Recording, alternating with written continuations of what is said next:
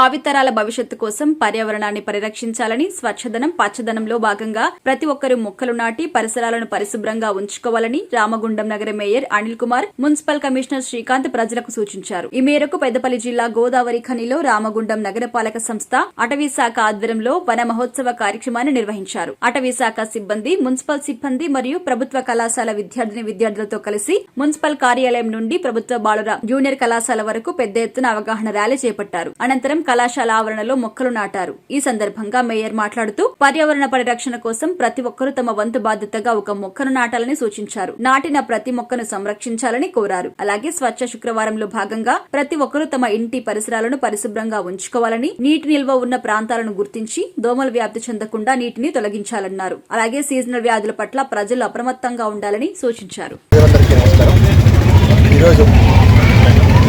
తెలంగాణ ప్రభుత్వం ప్రతిష్టాత్మకంగా చేపట్టిన స్వచ్ఛదనం పచ్చదనం కార్యక్రమానికి ఆఖరి రోజు ముఖ్య అతిథిగా చేసిన మన కమిషనర్ గారు శ్రీకాంత్ గారు, అలాగే ఫారెస్ట్ డిపార్ట్మెంట్ వాళ్ళు, అలాగే స్కూల్ పిల్లలు, ఎన్సీసీ వాళ్ళు అందరూ తరఫున ఈరోజు మన మున్సిపల్ కార్యాలయం దగ్గర నుంచి గవర్నమెంట్ డిగ్రీ కాలేజ్ వరకు ర్యాలీగా తీయడం జరుగుతుంది.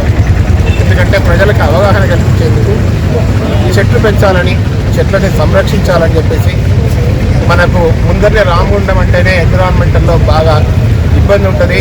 ఎన్విరాన్మెంటల్ పొల్యూషన్ చాలా ఎక్కువ ఉంటుంది. కాబట్టి ప్రతి ఒక్కరూ చెట్లు పెంచాలి, మంచి వాతావరణం సృష్టించాలనే ఉద్దేశంతో, అలాగే కమిషనర్ గారు చెప్పినట్టు ఫ్రైడే డ్రై డే అని ఎక్కడైతే నీళ్ళు నిల్వ ఉంటాయో కుండలలో దాంట్లో అవన్నీ తీసేసి దోమలకు నిల్వ లేకుండా దోమలని పరదోలని, అలాగే వ్యాధులు ఏమి రాకుండా ప్రజలకు వ్యాధులు ఏమి రాకుండా ఉండాలనే ఉద్దేశంతో ఈ 5వ తారీఖు నుంచి కార్యక్రమాలన్నీ చేపట్టడం జరిగింది.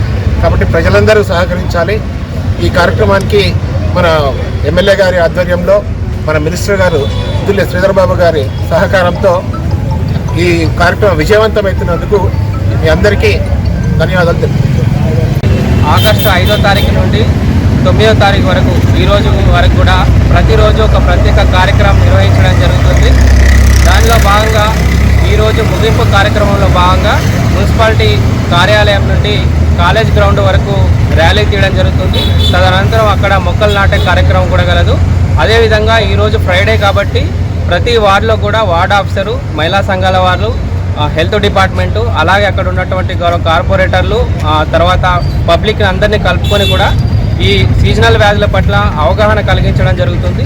మరి ప్రజలందరూ కూడా మున్సిపాలిటీకి సహకరించి తమ వంతు కూడా వాళ్ళు కూడా వాళ్ళ ఇంటి పరిసరాలు పరిశుభ్రంగా ఉంచుకొని మన వాహనాలకే చెత్త అందించి రోడ్ల మీద పడేయకుండా అందరూ సహకరించాలని కోరడం జరుగుతుంది.